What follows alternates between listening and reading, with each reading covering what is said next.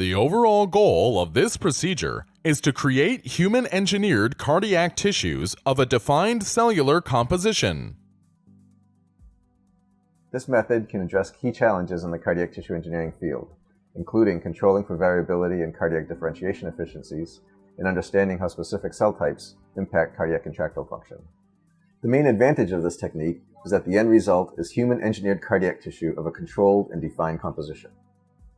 The implications of this technique extend toward therapy for heart disease because defined tissues can provide a novel biologically relevant and biomimetic screening platform capable of evaluating therapeutic interventions.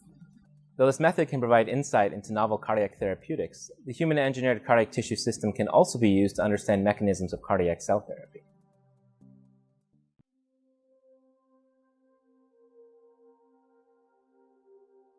Beginning with human embryonic stem cell-derived cardiac myocyte cultures, wash the cells one time with PBS and add 1 milliliter of 0.04% trypsin EDTA.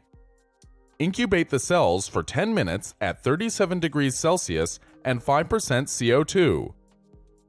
When the cells are incubating, add 12 microliters of ROCK inhibitor to 6 milliliters of trypsin neutralization solution. Remove the plates from the incubator and add 1 milliliter of the neutralization solution to each well of the 6-well plate. Transfer all of the cells from each well into a single 15 milliliter centrifuge tube. Wash all 6 wells with one 3 milliliter volume of PBS and combine this wash with the cells in the tube.